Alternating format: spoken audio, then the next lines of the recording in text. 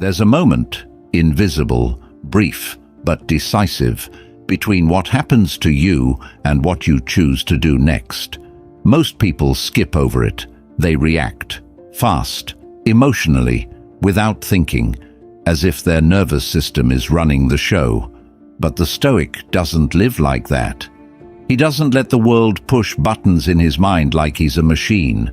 He pauses, observes, and responds, not from panic, but from power. You see, reaction is easy, it's automatic, it's what happens when you let the outside dictate your inside. A harsh word, a sudden change, a moment of disrespect, and suddenly you're not thinking, you're flinching. But response? That's different. It's thoughtful, grounded. It's born not from fear, but from clarity. This is the art the Stoics mastered, not controlling the world, but controlling how they met the world. Because in that small space, in that sacred pause between stimulus and action, lives your freedom. The freedom to choose a better response, the freedom to remain still when everything inside you screams to lash out, the freedom to rise above the storm rather than be swept away by it. This episode is about reclaiming that space, about training yourself not to react to life, but to respond with life, with vision, with strength, with wisdom. And in doing so, transform not just how you feel, but who you become. 1. Reaction is impulse, response is power. You're walking through your day, and suddenly something hits you. A rude message, a disrespectful look, an unexpected change of plans, and before your brain even finishes registering what happened, your body is already reacting. Maybe your voice rises, maybe your jaw tightens, maybe you feel heat rising in your chest, the urge to defend yourself, explain yourself, or retaliate. That's the moment most people lose themselves. In a split second, they surrender control. Not to the situation, but to the emotion it triggered. That's what reaction is, a surrender disguised as strength. It feels powerful in the moment, sharp, immediate, charged with energy, but it often leaves damage behind, to your peace, to your relationships, to your sense of self. And worse, it reinforces a habit. When I feel, I must act. But the Stoics saw it differently. They believed real strength begins after the feeling, not in the fire of emotion, but in the space between the spark and your decision. That space is sacred. It's what separates a wild impulse from a conscious response. And it's small, so small you could miss it. But if you slow down, if you become aware of that gap, you'll realize something profound. You are not your reaction. You are the one who observes it, and that awareness alone can change everything. Marcus Aurelius once wrote, "You have power over your mind, not outside events. Realize this, and you will find strength." He wasn't speaking from a place of detachment. He was in the middle of wars, betrayals, pressure. And still, he understood that the real battlefield is internal, not external. Responding is an art. It's not silence out of weakness. It's stillness born from wisdom. It means you've trained your nervous system not to be hijacked by every passing event. It means you've learned to anchor yourself, not in what was said or done, but in how you choose to carry yourself through it. So when something triggers you, the question isn't, how do I fight this? The question is, how do I want to show up in this? Because that changes everything.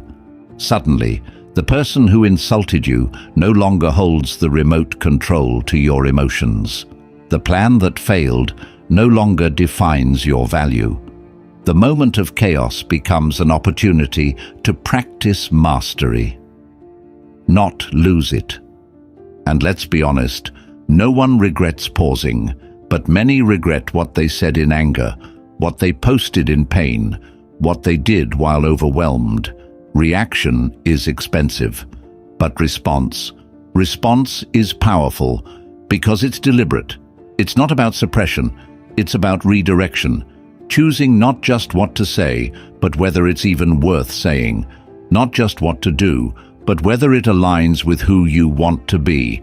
So the next time the pressure rises, pause, breathe, watch the reaction come, and let it pass.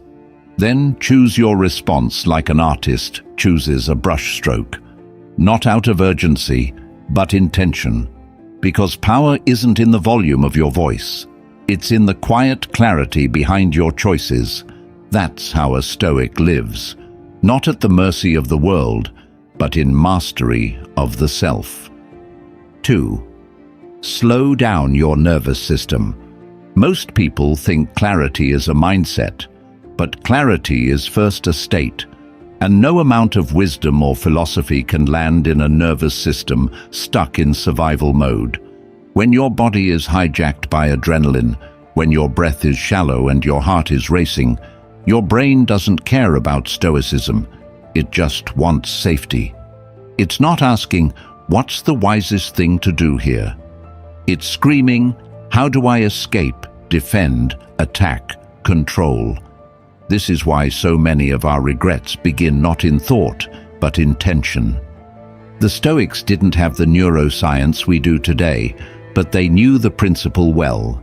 Calm is the foundation of control. Epictetus reminded us that no man is free who is not master of himself, and self-mastery begins with regulation. It begins when you notice the tight chest, the clenched jaw, the heat in your cheeks. And instead of moving faster, you pause, you slow your breath, you come back to your body.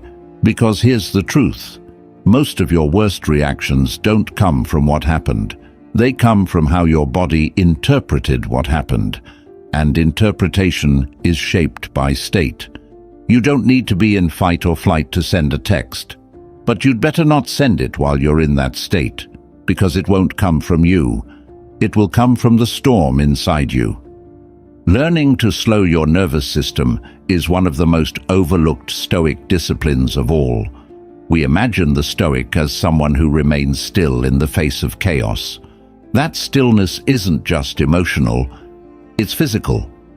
It's the breath, the posture, the decision to wait before speaking, the choice to move slowly when everything wants you to rush. It's a skill, and it can be practiced. The next time you feel triggered, don't force your mind to calm down. Start with your body. Breathe slowly through your nose. Ground your feet. Unclench your fists. Remind your nervous system, there's no tiger here. We're not in danger. We're simply being challenged. The body will believe what you teach it consistently. When you train your system to stay calm in difficult moments, you expand your power. You widen that space between stimulus and response. You make room for wisdom to enter. And most importantly, you stop being someone who is easily moved by every external disturbance. Because the Stoic knows, power isn't found in controlling others, it's in calming yourself. A calm body leads to a clear mind, and a clear mind makes strong choices. It's not just philosophy, it's physiology. So start there, not with big ideas, but with your breath. Because every time you slow down your nervous system, you're not just calming down, you're taking your power back. 3. Time reveals the truth of action. In the heat of a moment, truth is rarely visible. Emotions surge, thoughts race, instincts fire, and yet it's precisely in those moments that we're most tempted to act, quickly, harshly, without reflection. That's the paradox. The more urgent a situation feels, the more necessary it becomes to pause. Because time is not your enemy, it's your ally. Time is what reveals what impulse tries to hide. You've probably noticed this in your own life. A message arrives that feels disrespectful. Your chest tightens, your fingers hover over the keyboard, ready to respond. But if you wait, just a little, the tone softens. Not the sender's, but yours. What felt like an attack might simply be a misunderstanding. What seemed like betrayal may reveal itself as someone else's fear, not your failure. That's what time does. It's a mirror that clarifies, not distorts. The Stoics knew this intimately.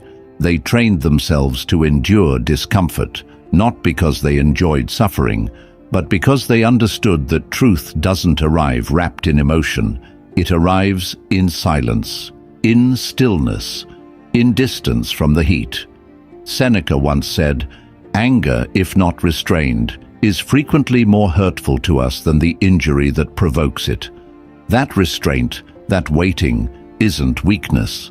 It's wisdom in action. It's faith in perspective. It's the ability to say, "I don't need to understand everything right now to act wisely later."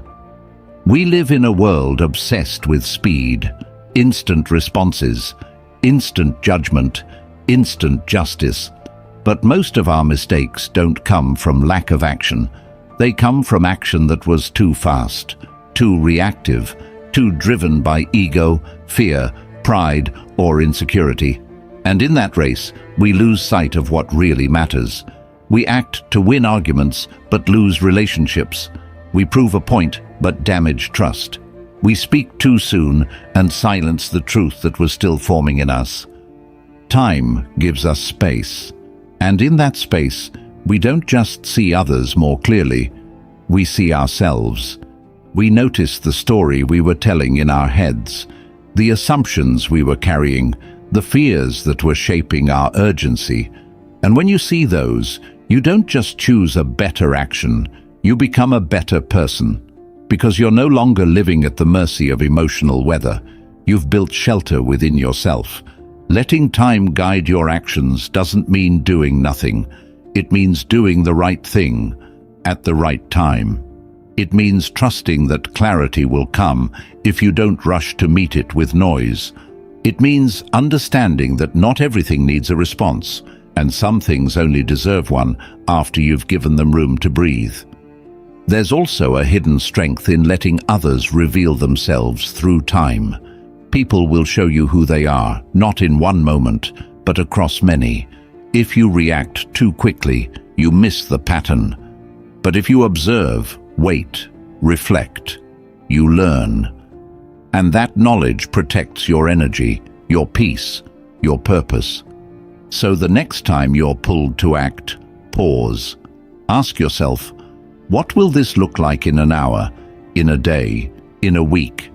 If the answer changes, so should your urgency, because time doesn't lie. It simply asks you to wait long enough for the lie to fall apart on its own. Let your stillness be a shield.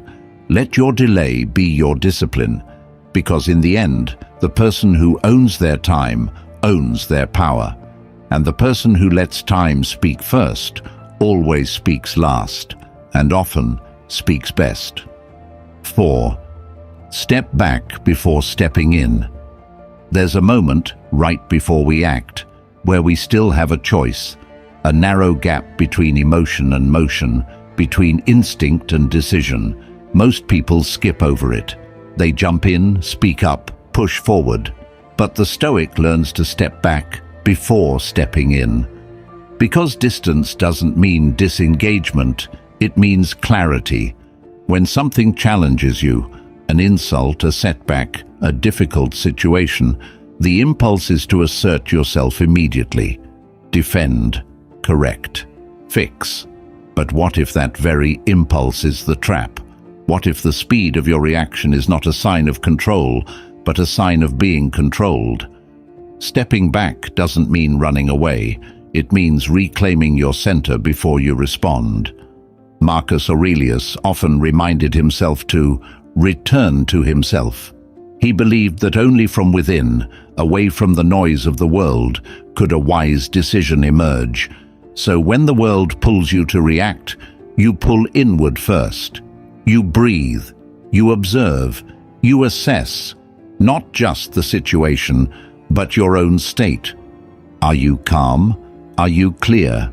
Or are you fueled by ego, pride, anger, or fear? Because if you don't know what's driving you, your next move might take you further from who you want to be. A quick response may satisfy your need to feel in control, but a thoughtful one actually gives you control. This is where the Stoic mindset becomes a daily practice, not just an idea, but a discipline. You learn to insert space between the stimulus and the response. You train your mind to zoom out, to see not just the surface event, but the wider pattern. To ask not, how do I win this moment? But, what kind of person do I want to be in this moment? And something changes when you do that. You start to respond from alignment, not from agitation. You speak less, but with more impact.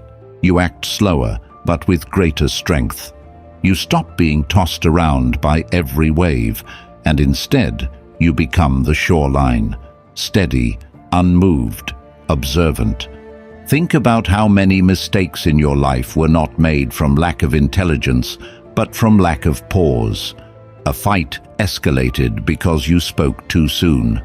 A wrong decision was made because you didn't wait for the full picture. An opportunity was lost because you rushed in without seeing clearly. All of those could have been avoided with a step back. And when you take that step, don't just observe the situation, observe yourself in it. Where are you being pulled? What is this moment trying to teach you? What version of yourself is being tested? The more aware you become, the less reactive you grow. And that's the real power of Stoicism. It doesn't promise a life without storms. It gives you the tools to stop becoming one. So before you step in, slow down. Anchor yourself. Choose who you are before you choose what to do. Because when you master the pause, you master the outcome. And no one can take that power from you, not even the chaos outside. 5. Reactivity is a loss of control. Reactivity feels like control until you realize you've lost it. It sneaks in through urgency, disguising itself as strength, as decisiveness, as self-respect.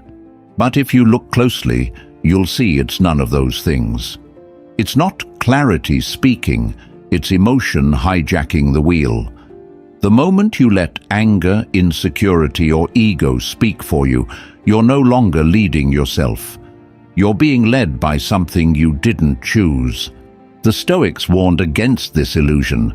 Epictetus said, "It's not events that disturb people, it's their judgments about them."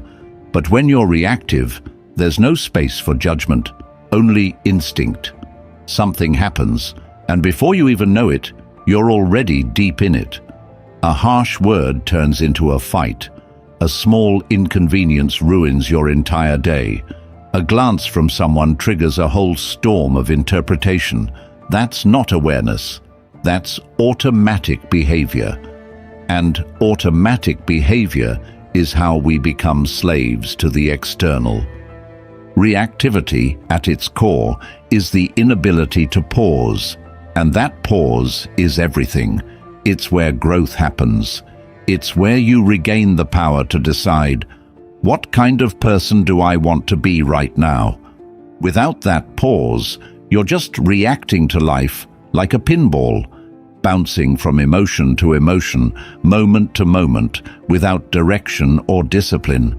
You may feel like you're asserting yourself, but you're really just exposing your lack of control. Now think of the strongest people you've ever met. Truly strong, not loud, not aggressive, not controlling, but grounded. Calm under pressure, clear when others are chaotic. Do they yell? Do they panic? Do they snap back every time they're provoked? Probably not, because they understand something most don't. That real power is not in how fast you can respond, but in how long you can remain still without losing yourself. Every time you react without reflection, you give your peace away. You hand it over to the moment, to someone else's behavior, to a trigger that may not even belong to you. It's like handing the keys of your mind to a stranger and asking them to drive. And then we wonder why we feel out of balance, why we regret what we said, why we wish we could rewind time and do it differently. But the Stoic knows there's a better way, not by suppressing emotions, but by mastering them, not by pretending you don't feel, but by learning how to feel without becoming consumed. You let the emotion rise, but you don't let it decide. You watch it like a wave. You don't chase it, and you don't resist it. You let it come, and more importantly, you let it go. And this is where discipline becomes essential. You have to train yourself to notice the trigger, to feel the heat rising in your chest, to feel your breath shorten, and then to do something radically different from what your body wants. You pause, you breathe, you return to yourself. You remind your mind, this is a test. I don't need to pass it with rage. I pass it by not being moved. Because what happens next determines who you become, not just how the world sees you, but how you see yourself. Every time you choose not to react, you are reclaiming your integrity. You are proving to yourself that you are not a puppet to the world. You are the author of your actions. And with practice, this becomes your default. You don't chase after every insult. You don't explain yourself to every critic. You don't rise to every provocation, not because you're passive, but because you've outgrown the need to prove anything to people who aren't even grounded themselves. That's freedom. That's mastery. That's Stoicism lived in real time. So remember this. Just because you feel something doesn't mean you have to act on it. Just because someone provokes you doesn't mean they deserve your reaction. And just because the moment feels urgent doesn't mean it's worthy of your peace. Hold your response like it's sacred, because it is. 6. Responding reflects wisdom. Wisdom doesn't shout, it doesn't rush, it doesn't interrupt. Wisdom walks slowly. It listens more than it speaks. It waits before it moves. And in a world where noise is constant and speed is rewarded, responding thoughtfully becomes a rare and revolutionary act. The Stoics didn't just teach this, they lived it. They believed that what separates the wise from the foolish is not knowledge, but discernment. The ability to pause, to reflect, to choose. Not just react. Every moment is a test. Every encounter is a mirror, and how you respond to life, especially in difficulty, is how you train your mind to see reality clearly. You can be brilliant and still impulsive. You can be educated and still reactive. But if you cannot slow yourself down long enough to respond with clarity, then all that knowledge is like a sword in shaking hands. Think of how many regrets are born not from ignorance, but from haste, from saying the wrong thing in anger, from acting too soon out of fear, from defending yourself when you could have just let silence speak. Most of the pain we carry doesn't come from what happened. It comes from how we responded to what happened. To respond wisely means you've done the inner work. It means you've questioned your assumptions. It means you've unhooked from your ego. It means you've trained your nervous system not to explode the moment it feels threatened. And that's a form of strength you can't fake. People feel it. They may not know why they feel calm in your presence, but they do. They may not be able to explain why they trust your words, but they do. Because something in you is rooted, and roots don't flinch in the wind. A wise response is not just about being polite. It's about being grounded in something deeper than emotion. It's knowing that not every problem is yours to solve, that not every insult needs an answer, that not every conflict deserves your energy. Sometimes wisdom is walking away. Sometimes it's saying no. Sometimes it's just breathing and letting the moment pass, like a wave that doesn't need to carry you with it. Marcus Aurelius wrote, The best revenge is not to be like your enemy. That line holds the entire philosophy. When someone comes at you with chaos, respond with calm. When they act from pride, respond with humility. When they seek to provoke, don't let them succeed. Not because you're weak, but because you're not available for their drama. You've chosen a higher game. And yes, sometimes it's hard. Your body wants to fire back. Your mind wants to defend. Your pride wants to win. But you have to ask yourself, win what exactly? What do you gain by lowering yourself to their level? What do you lose by staying centered? Because if you measure your worth by how often you respond wisely, not how often you win arguments, then you're already ahead. So train yourself daily in small moments. When the email frustrates you, when the driver cuts you off, when someone speaks carelessly, don't just survive those moments, use them. Let them be your dojo, your classroom, your path to mastery. Every time you respond with clarity instead of chaos, you prove that your mind is yours and no one else's. And maybe that's what real wisdom is, not knowing everything, but knowing yourself deeply enough to choose peace, even when it's hard. 7. Breath is the bridge. There's a moment, just a moment, between impulse and action, between the rise of anger and the words that escape your mouth, between panic and that first step toward something you'll later regret. And in that space, there lives a secret most people ignore: your breath. It's always with you, always waiting, always offering you a way back to clarity. Breath is not just air, it's awareness. It's the pause that makes the difference between reaction and response.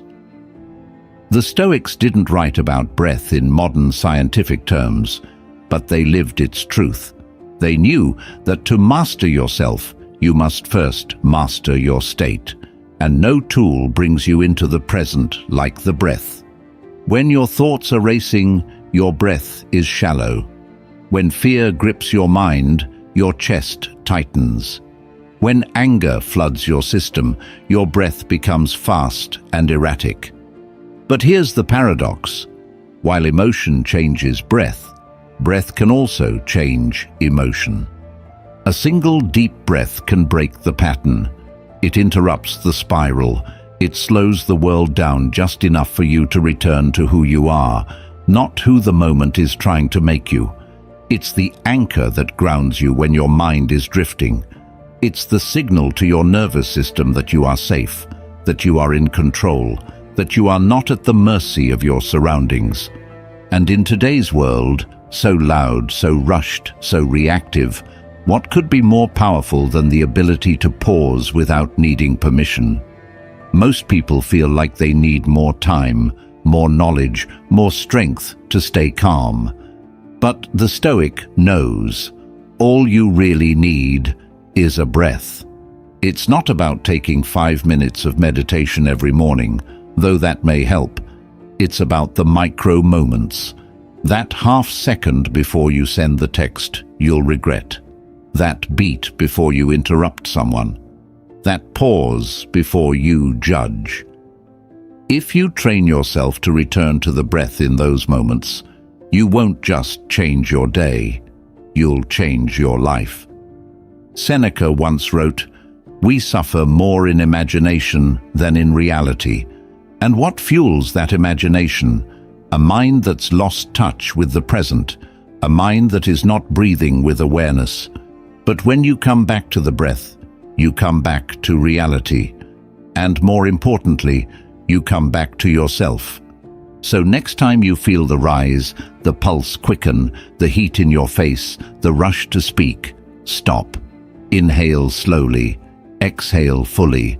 Let that breath carry the emotion out of your body, not into your behavior. You'll be surprised how many battles are avoided, how many regrets are spared, how much peace you preserve, simply by breathing first. It sounds simple, but the deepest truths often are. 8. Anchor into observation. Imagine standing on the shore, watching waves crash. You don't jump into the water every time a wave rises. You watch, you study its rhythm, you let it pass. Now imagine your emotions are those waves. Your thoughts, those clouds passing overhead. And you are the shore. You are the sky, not the wave, not the cloud. The moment you understand this, you become free. Observation is the beginning of freedom. It doesn't mean you detach coldly from life, pretending not to feel. It means you create space between what happens and what you do next. And that space, though invisible, is the birthplace of all inner strength. The Stoics knew this. They practiced it daily, because observation is not a talent, it's a habit, a cultivated muscle of the mind. Most people live in automatic mode. Something happens, they react. A word is said, they respond without thinking. They are driven by mood, by triggers, by outside noise. But the Stoic watches first. He doesn't suppress. He studies. He doesn't escape. He examines. And that moment of observation becomes his anchor. It holds him steady when everything else pulls. To observe is to take back control. It's standing just one step back from your thoughts, just one breath away from your emotions, and asking, what is this, really? Is it fear? Is it ego? Is it an old wound trying to speak through today's voice? When you ask that, you begin to see through the illusion. Not every feeling is truth. Not every thought is fact. Not every impulse deserves action. This is not easy, especially in the heat of a moment, especially when your chest is tight, when your pride is poked, when silence feels like defeat. But this is where strength is built. In the ability to say, before I act, I will observe. Before I accuse, I will listen. Before I conclude, I will reflect. This observational mindset doesn't just make you more peaceful, it makes you more precise. In how you speak, in what you allow, in the boundaries you set. Because clarity lives in stillness. And the more you watch without reacting, the more you begin to understand what truly matters and what simply doesn't deserve your energy. The world pushes you to jump into every wave, to be outraged, to comment, to reply, to defend. But that's noise. And the more you react to it, the more you lose the quiet truth of your own mind. The Stoic remains anchored not because he doesn't feel, but because he refuses to be swept away. So practice this daily. When the urge to interrupt rises, observe. When judgment whispers in your ear, observe. When emotion flares, observe. Do nothing at first, just watch. And you'll notice the things that seemed urgent begin to dissolve. The feelings that screamed for attention fade. And you remain calm, grounded, awake. Because in the end, the observer is not powerless. The observer is free. 9. Stoics act, not overreact. Action is a fundamental part of life. We cannot avoid it. Every day demands choices, decisions, movements forward or backward. But there is a crucial difference between acting and overreacting. The Stoics recognize this difference deeply. To act wisely means to align your decisions with reason, clarity, and purpose. To overreact is to be ruled by impulse, emotion, and momentary turbulence. When a challenge arises, your initial impulse might be to explode, angrily, loudly, aggressively. This reaction may feel powerful. It may momentarily give you a sense of control or release. But it comes at a steep cost. Overreaction clouds judgment, damages relationships, and consumes energy. It scatters your focus, making future decisions harder. In essence, it weakens you. The Stoic approach is almost counterintuitive in our fast-paced, high-emotion culture. It's not about denying feelings or suppressing your humanity. Rather, it's about tempering those feelings, delaying the impulse to respond until you can choose a measured action. Marcus Aurelius wrote, "If it is not right, do not do it. If it is not true, do not say it." This was his reminder to himself to respond not to impulse, but to reason and virtue. Overreaction is often triggered by pride, fear, or wounded ego. When someone insults you, it's easy to lash back. When you face injustice, it's tempting to shout louder than necessary. When stress builds, the smallest irritation can erupt into a storm. But what the Stoics teach us is that the storm inside does not have to dictate the storm outside.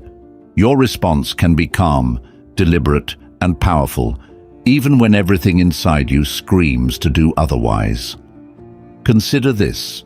How many conflicts in your life have escalated because someone or you overreacted? How many relationships have frayed due to words spoken in anger or haste? How many opportunities were lost because a moment of composure was replaced by a moment of rashness? These are the silent costs of overreaction. To act without overreacting, you must cultivate self-awareness and discipline. It begins with recognizing your triggers, the situations, words, or actions that push your buttons. Then you train yourself to pause, to breathe, to step back mentally and physically from the moment. This pause creates the crucial space to choose a response rather than launch a reaction. This space is your power. With practice, the pause becomes longer, your awareness sharper. You learn that sometimes the best action is no immediate action at all. Sometimes the wisest move is to listen, to wait, to hold your peace. Strength is not always loud, it's often silent. The strongest people don't always raise their voices. They know when to conserve energy and when to engage. The Stoics also remind us that not every battle is ours to fight. Overreacting wastes precious energy on fights that don't align with our values or goals. Wisdom lies in discernment, choosing which battles merit your attention and which deserve your calm absence. Moreover, acting without overreacting means embracing responsibility. When you respond with composure, you demonstrate mastery over yourself. You show that you are not a slave to circumstance, but an architect of your life. This kind of strength builds trust in others and confidence in yourself. Imagine the transformation in your daily life if you replaced every angry outburst with a measured action. If every moment of frustration was met with patience, every insult with dignity, every setback with resilience, not only would your peace deepen, but your influence would grow. People are drawn to those who remain steady in chaos, the calm in the storm. This is the essence of Stoic action, deliberate, virtuous, and wise. So next time you feel the urge to react explosively, remember that you have a choice. You can act with intention or overreact in impulse. The path of the Stoic is clear. Choose action, choose calm, choose power. Because true mastery is not in controlling the world outside, but in mastering the world inside. 10. Space between stimulus and response is freedom. There is a moment, a brief, almost imperceptible gap between what happens to you and how you choose to respond. It's a space so small that most people don't even notice it, yet it holds the key to your freedom. The Stoics taught that within this space lies the power to decide your path, your peace, and ultimately, your life. Imagine the daily provocations you face, a harsh word from a colleague, a sudden change in plans, a frustrating traffic jam. Your first impulse might be to react immediately, to flare up, to complain, to let your emotions dictate your actions. That impulse is natural. It's primal, but it is also unconscious, and unconscious reactions often lead to regret, broken relationships, and inner turmoil. Now, imagine you have the ability to step into that small space, to slow down your breath, calm your mind, and choose your response consciously. This space is not just time, it's awareness. It's the refuge where your higher self can speak, where your reason can guide, where your values can lead. This is freedom, not freedom from challenges, but freedom within them. Breath is your anchor in this space. A deep, intentional breath signals your nervous system to shift from fight or flight into calm and clarity. It widens the gap between stimulus and response, and with this widening, the power to choose grows. The Stoics didn't promise a life without hardship or provocation. What they promised was the discipline to meet those hardships with wisdom. Marcus Aurelius reminded himself that external events are neither good nor bad. They're indifferent. It is our judgment of them and how we respond that defines our experience. Cultivating this space takes practice. At first, it might feel impossible. Your mind races, your emotions surge, and you want to react. But with repetition, you train your brain to pause, to observe the stimulus, notice the impulse, and create the gap. Over time, that gap becomes a sanctuary of peace. Living in this space means you don't carry every insult as a wound. You don't chase every slight with anger. You don't let every inconvenience steal your calm. Instead, you engage with life thoughtfully, deliberately, and with presence. This is the essence of Stoic strength, the ability to be fully engaged in the moment without being consumed by it. To face the storms of life, not as a victim, but as a master of your inner world. Every time you choose the space between stimulus and response, you reclaim your power, you build resilience, you nurture peace. You affirm that no external event can control your inner state unless you allow it. So, the next time life pushes you, take a breath, find that space, step into your freedom. Because there, in that small gap, lies the true mastery of self and the beginning of your truest life. We spend much of our lives reacting, often unconsciously, to the endless waves of circumstance, emotion, and expectation. But true mastery lies in the sacred space between what happens and how we choose to meet it. This space is where freedom is born. The Stoics teach us that power is not about controlling the uncontrollable outside us, but about cultivating control within. It is the discipline to pause, to breathe, to observe, and then to respond, not react. It is in these moments that we reclaim our peace, our purpose, and our very selves. Each no you speak without apology, each breath you take before replying, each step you choose to pause instead of charge forward. These are not small acts. They are declarations. Declarations that your life will be led by wisdom, not impulse, by clarity, not chaos, by strength, not surrender.